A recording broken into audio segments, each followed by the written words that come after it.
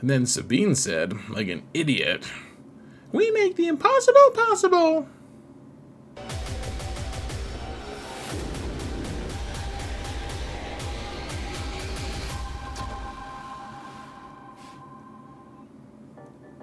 Hello everyone, and welcome to another episode of Zeta Prevails. Today, we're going to do another Faction Essentials video about Phoenix Squadron. Ever since Captain Rex was introduced into the game, Phoenix have been a force to be reckoned with. So we'll talk about how to mod them, how to give what team comp we're going to be using, how to do all the things, explain the mechanics, and get you guys on out of here. So before we do that, huge shout out to my patrons. You guys are awesome. Thank you so much for all of your support, guys. And even the person who I haven't added yet, I apologize. Thank you so much as well. Guys, if you want to support the channel for free, all you gotta do is hit that thumbs up button, subscribe, and comment. Do all the things, guys. Mount the algorithm. I heard that Phoenix Squadron technically is part of the algorithm. Or maybe the algorithm's part of Phoenix Squad. I don't know. I didn't ask to clarify. I didn't know the person who was telling me that well, so, yeah, you know. Don't quote me on that, please. Now, what are the teams? Let's get started, folks. It's pretty specific, actually. We'll talk about why Ezra and Zeb aren't included later, including data, so that it's backing up my claims. But here's the thing: every Phoenix Squadron at this point has to, if they want to be a competitive good squad, has to have a baseline of Hera and Captain Rex. Then in threes, you get Kanan, because he's probably the best character out of all of them to defend. I mean, maybe there is some niche things. Honestly, guys, putting Captain Rex with clones in 3v3 is probably preferable. You can put him with this squad. That's fine. In fives, you really want to have Kanan and Chopper in there as well. And then Sabine, or potentially, I mean, don't put Ezra or Zeb there, but Sabine's the best option. That's kind of the one that you would maybe replace. I don't know. She's pretty vital to the team as well. Anyways, oh, Rex with. We apparently don't need a space between Rex or with. It's like fourth with, except Rex. With. Now, what do they counter? A lot of people have been asking, oh cool, Phoenix are awesome. What do they do again? It's like when Pippin is like, they're all gonna go to Mordor, and he says, great, where are we going? It's ridiculous, but they do a lot of stuff, guys. They beat Inquisition. I think that's probably the biggest thing. Do they do it in threes? Ignore threes. On offense, Phoenix don't exist on offense in threes. I'm sorry, that's just the sad truth, unless you're super desperate.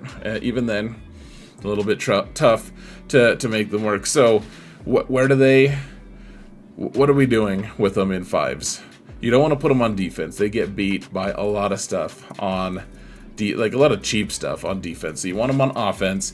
And what do they counter? Like Inquisition, guys, including Reva and Grand Inquisitor. Now, you need to have high relic levels if you're going to counter these guys. It's not going to fly if everyone's buying this light speed bundle with relic 3 on all your characters. That's great. I'm glad you have them. That's not going to kill the majority of Inquisition teams. I mean, they're Relic 7. They're good teams. They're good characters. You'll usually be able to beat at least all of them but Reva. You have to kill Reva 3 times, though, depending on what datacrons that they have. I mean, this is all reliant on the vagaries of the meta as well, right? I mean, these percentages, honestly, they included some datacron stuff, too, so... Is this accurate? I think so. I think what these teams are doing, I think Phoenix is going to be able to beat them regardless of what datacrons are going on at the time. They're beating Phoenix. They're beating Night Sisters with Marin. They're beating CLS and Zori teams even. Even the teams with Rose. Apparently the one that I chose to take a screenshot of didn't have Rose. What? That's so weird. The percentage was with the one with Rosa. Anyways, folks. Also, they'll beat trench teams. There's also, in territory wars, guys, you can beat Jabba. Because you need that Omicron from Hera in order to beat Jabba. That's the sad truth. So, What's the Zeta and Omicron priority? Which ones do you need? Captain Rex, if you want to do well in GAC with them, you're going to want his Omicron. It's very important. And his Zeta on his unique. The one on his special, not really that important. It's all contingent on him killing someone with that one ability, and frankly, it's not that likely that he's going to be able to do that. The thing is, with the inclusion of Captain Rex, that the whole squadron, the whole team uses a mechanic that, I mean, that's been around forever, that everyone shares the same uniques. So whatever Rex's unique is also Sabine's unique, but also her unique is Rex. Like, so they all use each other's uniques. I guess that's how I should have said it. And so Captain Rex introduced the idea that they all assist each other when you use a special ability. And we'll talk more about that in a little bit, but the unique deals with that and how much damage you can do, and I mean, a lot of other stuff too. It adds speed to the whole squad. It does a lot of cool stuff, and maybe you don't have to put the Omicron on, but I would recommend it if you want to be able to take down some of these serious teams. One Omicron, in my opinion, is a pretty worthy price. You also really want that Kanan Dispel ability. It's going to keep you alive, frankly. It's really strong. The Sabine AoE is also very important because you're going to be able to accomplish a whole lot of stuff. We'll take a closer look at her AoE, but man, it is so strong in the context of this team. And then you probably eventually want to add the Hera special, which gives a lot of turn meter and does a lot of cool stuff. And then her Omicron is also, I mean, if you're not in a place that you're going to try to take down a Jabba team, which again, you're going to want more relic levels than just your relic 3 stuff, then if you're in a place where you want to try taking down Jabba, throw Hera's Omicron on. It lets you ramp damage. It's a very strong one. And then, honestly, guys, Ezra's and Zeb's, I'm sorry, people will say, oh, I'll use Ezra on Jedi teams, and honestly, he's not even that good on Jedi teams. I'm sorry, I wish he was. I've had him relicked on my main account for a long time. I just can't fit him into the rotation. Poor Ezra and Zeb.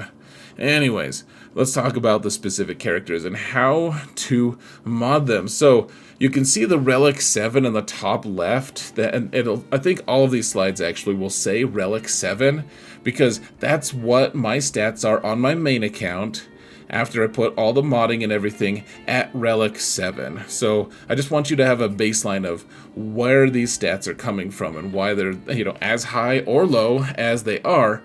And so what you're going to see, guys, is with all the modding for Phoenix, you're going to typically put a lot of protection on them. The reason for that is a lot of times you're going to be facing, I mean, if you want to, in Territory Wars, kill a Jabba team, he's going to throw a lot of thermal detonators at you, and thermal detonators do % health damage, so the more protection you have, the more you can mitigate that. Now, Captain Rex adds an enormous amount of health to every Phoenix Squadron member, and so if you do even more health on your characters, you're just going to get detonated. So lots of protection on these characters. Some speed on Hera is good. She's pretty slow.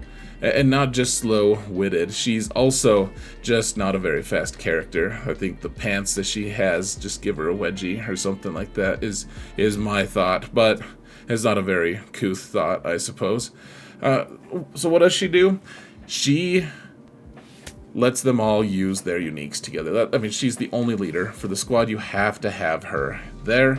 So modding her with speed, and then honestly she doesn't do a whole lot else. She just kind of hands turns to people. She keeps them revived, I guess, with her Omicron ability and everything. That's pretty nice. Whenever Phoenix Squadron uses a special ability, they all gain offense stacking until they're defeated. Hold on a sec. Okay, for a second I was like, wait, that's Ezra's unique. It's not, though. It's totally not. It just has some similarities. So you want to make her fast, have some protection, have some defense, so that those thermals don't do anything. Because the thing is, they're all going to be assisting each other and doing some cool stuff. And frankly, the teams that Phoenix beats, usually you just have to take a few good hits, and then your turn meter train will just take over, and you'll be good to go. So those are her stats. Those are what she wants to do for her modding.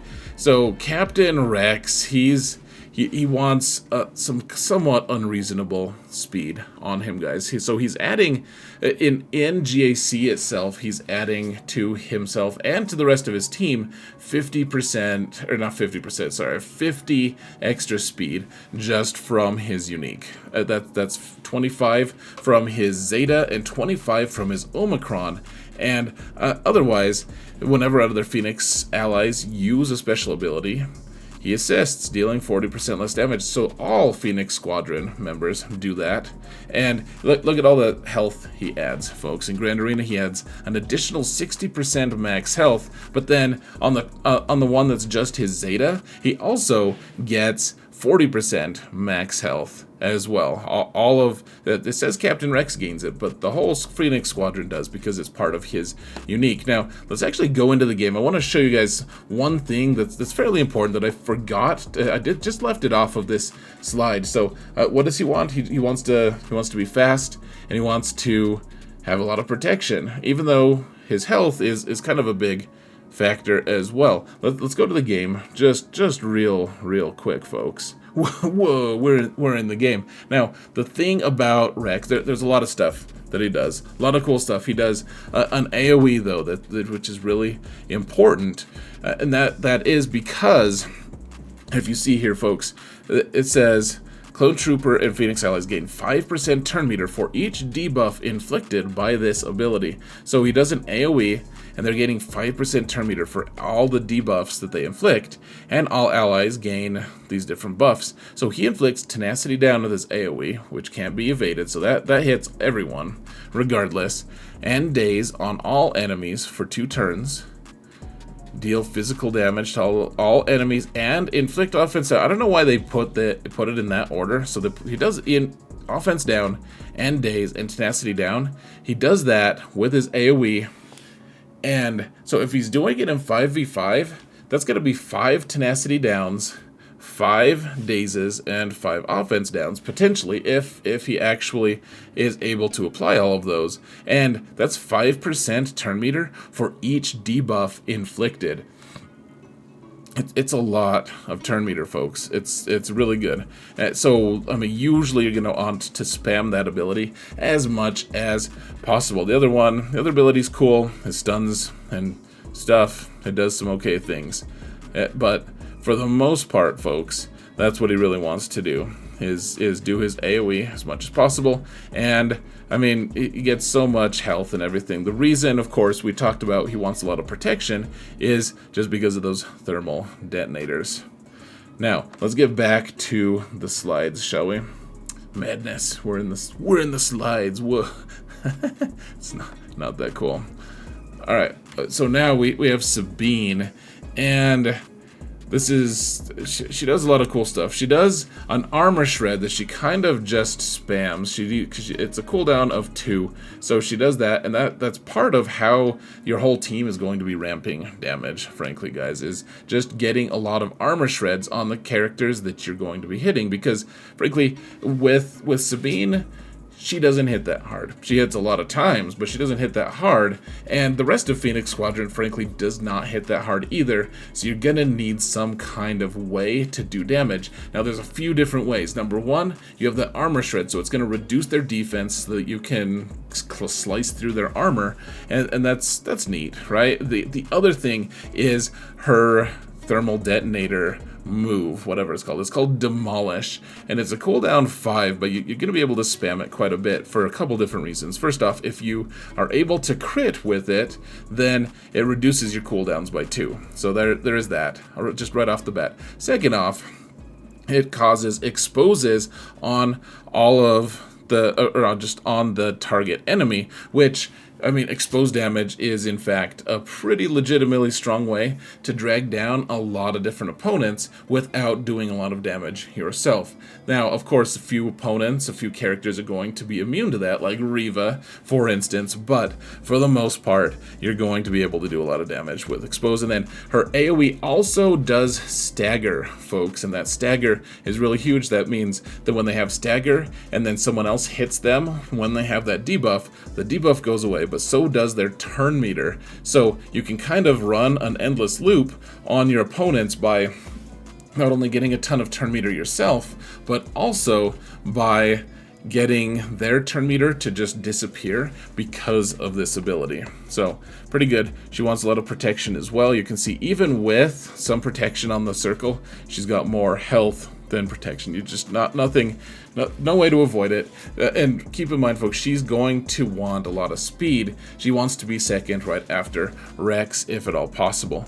Now we have Kanan, and he just wants to be defensible. He wants to defend. He just wants to have protection. That's what he wants, guys.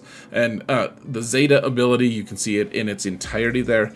It dispels debuffs on all Phoenix, which is really nice. Gives them defense up, which is also pretty cool. It gives them foresight, and it gives them protection up, the one that you targeted. And whenever one of those foresights go away, so he gives himself foresight and someone else foresight. When those foresights go away, he just gains 100% turn meter, and other Phoenix allies gain 50% turn meter. Really, really powerful ability right there, just giving his whole team a ton of turn meter. Now, we have Chopper, and he's the one that kind of ties them all together. Chopper has always kind of annoyed me in the Rebels series, and honestly, he does facilitate quite a bit in this one, in the game, and honestly, in the movie, or the show, whatever. But it's kind of a weird mix. Of course, he wants protection, like usual. But then you can see I have a speed set on him. Part of that is because I wanted a protection primary arrow, because he just wants the protection, and it's only like plus 12 speed or something like that. So speed set, but then also defense set. He's another tank. He taunts just like Kanan does. Both of them tank pretty nicely. And honestly, Chopper has one of the only dispels available here. In fact, it might be the only dispel in this particular group if you're not taking Ezra. That's one reason you might want to consider taking Ezra, I guess, is he does have a dispel. But Chopper does it. And I think the biggest thing, guys, is when he does his basic attack, it also, when it does damage to an enemy, so if it's well, I guess it's not even that. It's not even so it could deal damage, but then also it has a 60% chance to reduce an ally's cooldown by 1 with his basic, and because he's assisting so much, he's going to be reducing a lot of different allies' turn meter. Not just turn meter, sorry. Their cooldowns by 1, which, I mean, because you're doing so many specials, the thing is you're gonna be doing a ton of specials because he is facilitating their cooldowns going away, and therefore they're doing their specials. He's assisting all the time. If you can call one character to assist, though, a lot of times it's going to be Chopper, just so that he can continue to reduce people's cooldowns and then give them all these cool buffs as well. He also, in his unique, and this is something that's not shared with the rest of the Phoenix, but his unique also calls other Phoenix allies to assist. Or he calls him to assist when Phoenix allies get or do their thing. So he could potentially assist like 3 different times if you target him to assist, like with Hera. So like he would assist her, and then Rex would have her assist, or have him assist, and then he would do his assist, his 30% chance to assist as well. So he's doing that, and he's knocking down our cooldowns. It's a pretty cool thing, honestly. It's the coolest thing he's ever done, certainly. And so the whole squad is just taking lots of turns, doing AoEs, getting tons of turn meter based off of a ton of different abilities. The Chopper is chopping their cooldowns down. They're getting stagger. You're doing an AoE, knocking down your opponent's turn meter. And honestly, against Inquisition, it's not a matter of if you get, like, you don't take hits. They get like 1 or 2 turns total, and then you just take the rest of the turns. And they just sit there and just don't do anything. And you can spend 5 minutes there and time out if you don't have enough relics, but it's fairly straightforward. So this is going to come up because it always comes up. People always say, because there's other content creators, other people who say, no, dude, you have to take Ezra way better than Sabine. And Ezra has some cool stuff. He, like I said before, he dispels. He does have a good burst damage attack. He calls people to assist and gives turn meter. He's a cool character in theory. The problem is, a lot of people tried to use him, and if you look at these stats, guys, yeah, he can be effective, but against CLS, he's like 7% less effective against CLS. Against Inquisition, he's significantly less effective, like almost 20% less effective against that exact same team. And this is, of course, with the exact same Phoenix team, just swapping Sabine or Ezra out. And then also against that Finn Zori squad, you're just way less effective. I didn't show all the different counters just because I didn't want to take up the space, but also I should say Zeb is just worse across the board on all of them as well. I looked at him after all of this, I was like, oh, that poor dude. Yeah, that's pretty sad. But the thing is, yeah, this team is better because of Sabine, because the armor shred does actually materially add damage to your to your team, and then you're also doing exposes to everyone as well, and that exposed damage does quite a bit of work as well. Again, especially against these teams that other than the Inquisition team, you're going to be doing like they're not immune to any of the foresight stuff, the exposed stuff. Anyways, folks, that's gonna do it for today, I think.